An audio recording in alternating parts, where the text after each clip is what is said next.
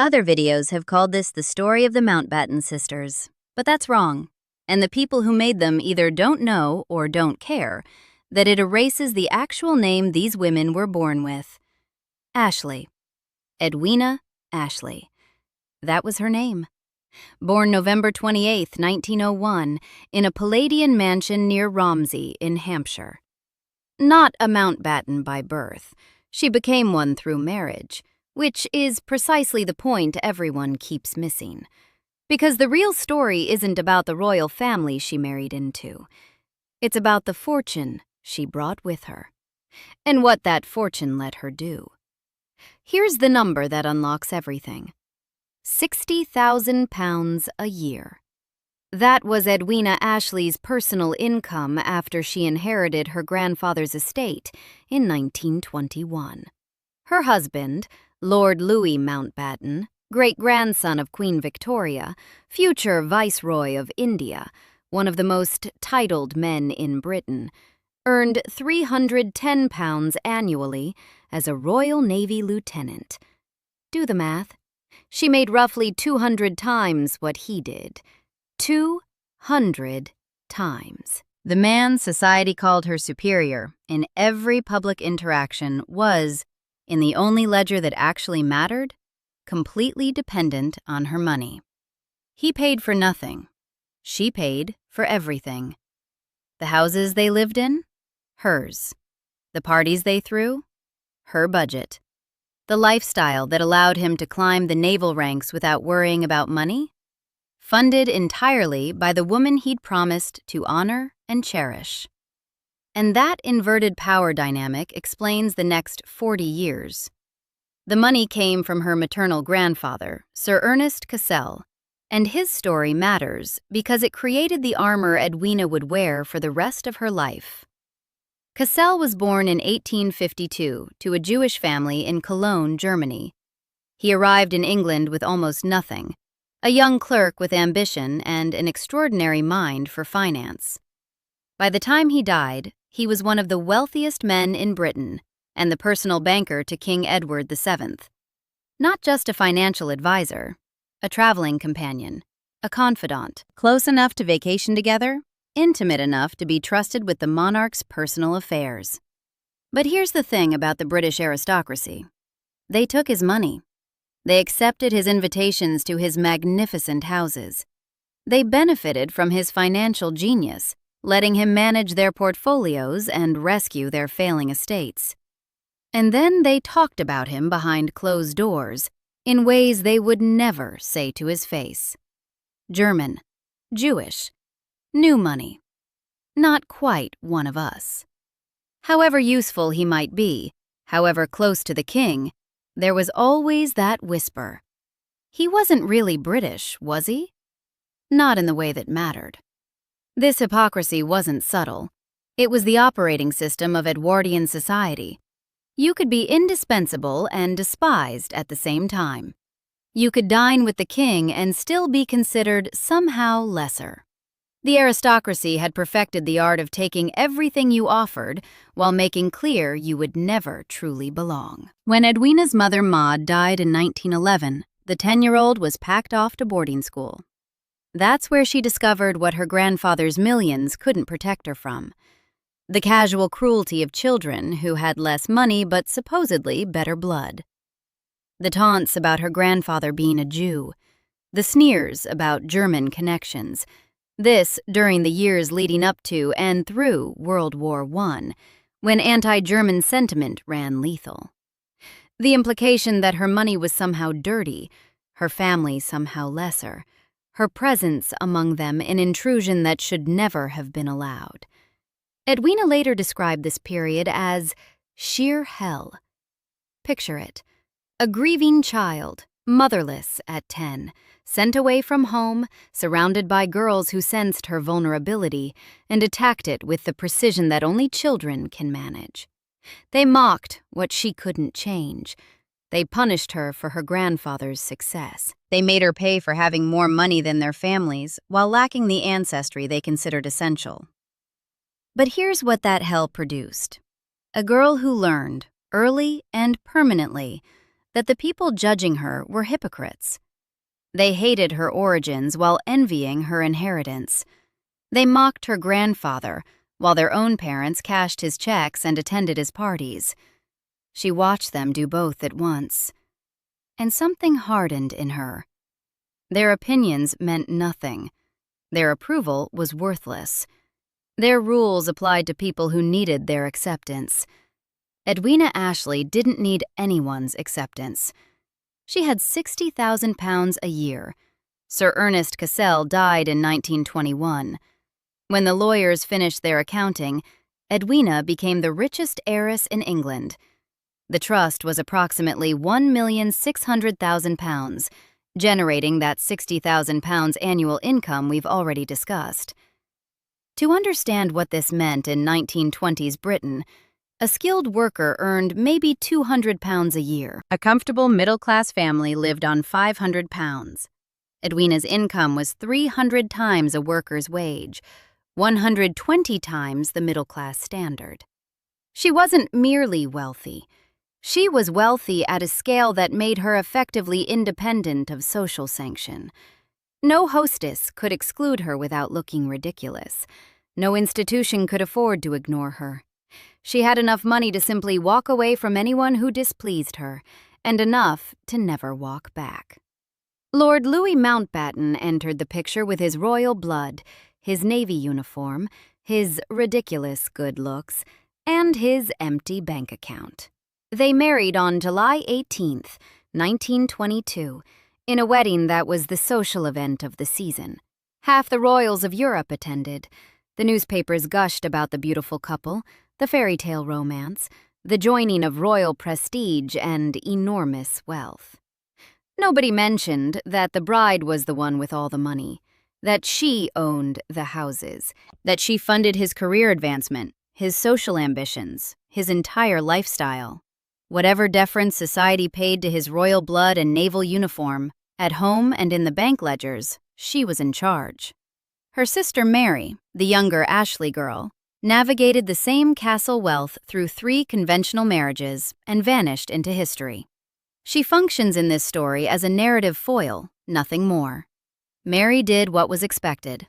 Nobody writes documentaries about her. The establishment would spend decades trying to control Edwina. They would fail. The 1920s roared, and Edwina roared with them. She traveled constantly, without her husband, who was stationed at various naval posts. She crossed the Atlantic repeatedly.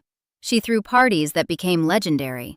She befriended artists, musicians, actors, and other people the aristocracy considered socially beneath them. She spent money with an abandon that even her own class found shocking, and she refused, absolutely refused, to explain herself to anyone. This was the context in which she met Leslie "Hutch" Hutchinson. Hutch was a Grenadian-born cabaret singer who had conquered London's nightclub scene in the 1920s with a velvet voice and dangerous charm. He was famous for his rendition of Cole Porter songs, and he delivered them with an intimacy that made women in the audience feel he was singing directly to them. Because often, he was. Hutch's affairs with society women were so numerous and so notorious that they became almost an expected part of his mystique. He was handsome, sophisticated, and absolutely forbidden by every racial code the British Empire enforced. The clubs where Hutch performed were the kind of places where aristocrats went to feel daring. Dimly lit, champagne flowing, the sort of rooms where social rules loosened after midnight and people did things they would deny by morning. Edwina moved through these spaces with absolute confidence. She had the money to go anywhere. She had the breeding to belong in any room, and she had developed, in those boarding school years, a total indifference to what anyone thought about her choices. What exactly happened between Edwina and Hutch belongs to the category of things that were widely known and never proven. The rumors were specific enough to be credible. They were also unprintable in the British press of that era, not because of libel concerns, but because the racial implications made them genuinely unspeakable in polite society. A white countess, and a black cabaret singer. The very suggestion was enough to make establishment figures physically uncomfortable. In July 1932, a gossip column in an American newspaper, where British libel law couldn't reach, finally printed what London society had been whispering for years. The column linked Edwina Mountbatten to a relationship with a black entertainer, publicly identified as the American actor and singer Paul Robeson. Now, pause here. Understand the context. This was not merely a scandal about infidelity. In 1932, the British Empire still ruled over hundreds of millions of non-white subjects on the explicit premise that white Europeans were racially superior. That was the ideological foundation. The whole thing depended on maintaining clear hierarchies: white over brown over black, rulers over ruled, the civilized over those who needed civilizing. For the wife of a great-grandson of Queen Victoria to be publicly linked with a black man was, to the establishment, existential. Not embarrassing, existential. It challenged the entire racial order that justified colonial rule. Paul Robeson, the man named in the scandal, was arguably the most famous black man in the world. Rutgers graduate, Columbia Law School, he'd abandoned law when he discovered that no white firm would hire a black attorney, regardless of credentials. A lesson in how racism operated even against the most qualified, the most educated, the most exceptional. So he turned to performance, and his bass baritone voice, his commanding presence, his Othello in London, all of it made him an international sensation. His very existence refuted every racist assumption the British Empire depended upon. Cultured, educated, dignified, refusing to accept subordination. For Edwina to be associated with such a man, even in rumor, terrified the establishment more than a dozen conventional affairs ever could. And here's the irony that emerged later. The newspapers had gotten the identity wrong. Edwina could truthfully testify under oath that she had never met Paul Robeson, because the man actually involved was Hutch, not Robeson. The distinction mattered legally. Edwina could swear she'd never met the man named in the articles. Whether she had met, and what she had done with, the man actually involved was never tested in court. The establishment didn't want it tested. They wanted it silenced. The response from the establishment was swift, coordinated, revealing. King George V himself ordered the Mountbattens back to London, not to investigate what had actually happened, not to address any underlying issues in their marriage, not to confront the obvious dysfunction between them. The order was to sue, to protect the royal family's reputation from the racial scandal. Note the logic. The concern wasn't for Edwina's honor. It wasn't for truth. It was for the reputation of the crown, which could not afford to have one of its extended members publicly associated with a black man. The implications for the racial order were too dangerous. And so the full machinery of the British establishment swung into action. Not to discover truth, but to ensure silence. Mountbatten brought a libel action. The case settled out of court. The newspaper retracted and paid compensation. On the surface, vindication. The newspaper admitted it was wrong. Money changed hands. The matter was officially closed. The system had worked. But look closer. Mountbatten didn't defend his wife's honor. He didn't proclaim her innocence from genuine conviction. He didn't confront the racism embedded in the idea that friendship with a black man was inherently scandalous. He used the legal system to make the story disappear. The truth of what Edwina had or hadn't done became irrelevant. What mattered was that nobody was allowed to talk about it anymore. This was how British libel law functioned, as a weapon of the powerful. Unlike American defamation law, which required plaintiffs to prove that false statements had been made, British law required defendants to prove their statements were true. The burden fell on the newspaper, and for any newspaper facing a libel claim from someone connected to the royal family, someone with unlimited funds and the backing of the entire establishment, The rational choice was always to settle, retract, apologize, and pay. Truth became irrelevant. What you could prove in court against hostile judges and expensive lawyers became everything. Since proving a society woman's intimate life in court was essentially impossible, nobody was going to testify about what they'd witnessed in those dimly lit clubs. The system guaranteed that aristocrats could do whatever they wanted as long as they were willing to sue afterward. The message to Edwina was clear. Do what you want, just keep it quiet. The message to the press, publish at your peril. And the message to society was most telling of all. Some scandals were more threatening than others. Knew who was visiting whose bedroom. These knew who was visiting whose bedroom. These were tolerated with a wink. They involved white people of similar standing. They could be managed with discretion. The aristocracy had been conducting these affairs for centuries. There were rules about how to do it properly, but cross the color line? That required lawsuits. That required royal intervention. That required the full weight of the establishment coming down to silence anyone who dared speak.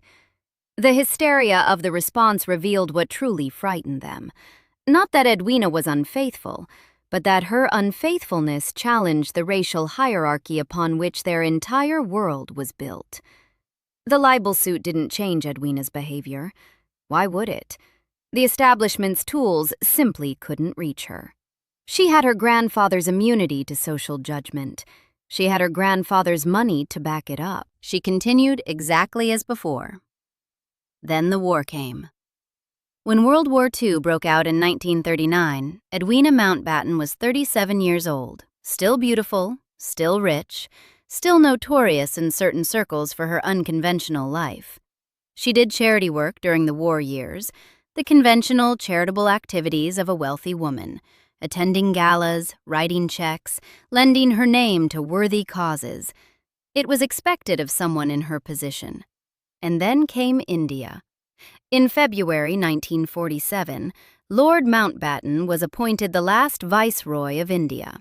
He was charged with overseeing the end of British rule, the transition to independence that would reshape the map of South Asia. He and Edwina arrived in New Delhi to find a subcontinent already spiraling toward catastrophe.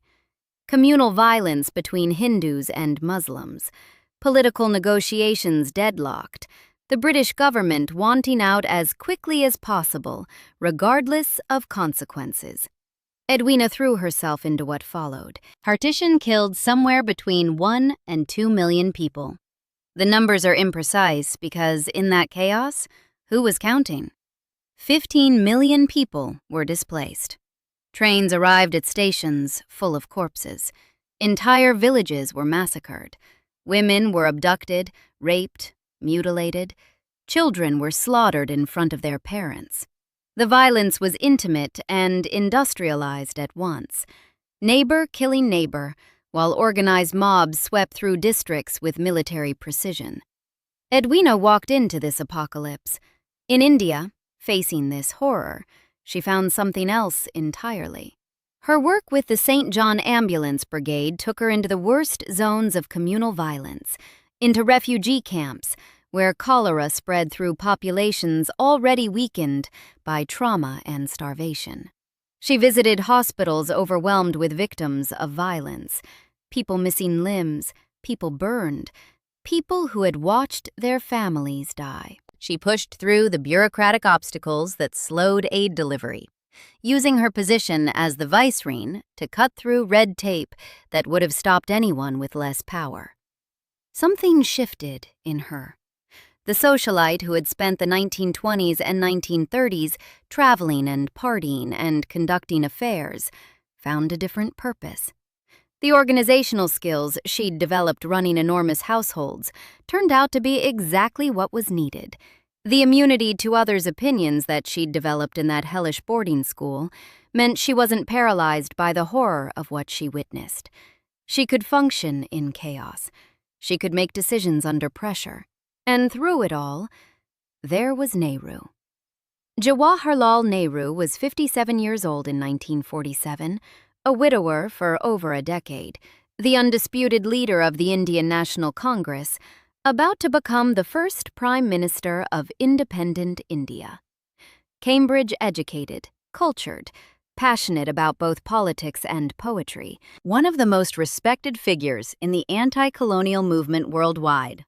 When he met Edwina Mountbatten, something happened that defied every available category. Edwina and Nehru formed what observers described as an immediate intimacy. They wrote to each other constantly. They met whenever possible. They developed a private language, a world of shared references and jokes and emotional intimacy that excluded everyone else, including Mountbatten. Photographs from this period show them leaning toward each other with unmistakable intensity. The Mountbatten family has always maintained the relationship was deep but platonic. What exactly passed between them in private conversations, in letters, in those charged moments captured on camera, this remains disputed. Some biographers insist the relationship was consummated. Others accept the family's version. The truth is probably unknowable, and also beside the point. What matters is what the relationship represented. Once again, Edwina had formed a boundary-crossing connection with a non-white man. Once again, she had refused to organize her personal life according to the racial conventions of her era. First Hutch, or Robeson, as the press thought. Now Nehru. But this time, the man involved wasn't a cabaret singer who could be dismissed. He was the Prime Minister of a nation of 400 million people. He was the leader of the independence movement that had humiliated the British Empire. He was someone the establishment could not sue, could not silence, could not make disappear. She was someone who refused to organize her personal life according to the racial and class conventions of her era. That was the real discomfort. The British establishment could have tolerated an affair with a fellow aristocrat. They could have managed a scandal involving someone of her own race and class. But Edwina's refusals were specifically refusals of racial hierarchy. She crossed the lines they insisted were sacred. She maintained relationships that challenged the foundational assumptions of imperial rule. And she did it openly, in front of the world, during the very moment when British power in India was ending. This was what they could not forgive, and what they could not control.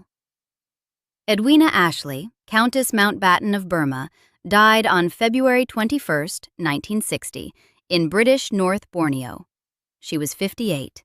Still traveling, still doing charity work in places most aristocrats would never consider visiting. Still refusing to slow down despite health problems her doctors had warned her about for years. Her death was sudden. She collapsed while inspecting a welfare project and couldn't be revived. But what happened next demonstrated, more powerfully than any words could, what she had meant to the people who knew her. When Edwina was buried at sea off the coast of Portsmouth, Jawaharlal Nehru, sitting Prime Minister of India, leader of a nation that had achieved independence through resistance to British colonial rule, sent the Indian Navy frigate INS Trishul to escort her ship and cast a wreath of marigolds upon the waves. Think about what that meant. A sitting prime minister dispatching one of his country's warships to honor a British countess. There was no protocol for this, no diplomatic category that encompassed it. This wasn't the gesture of a political ally. It wasn't standard courtesy between nations. It couldn't be explained by any conventional framework. It was personal. It was Nehru saying, through the only language that could be heard across such distances of history and politics, "She mattered to me.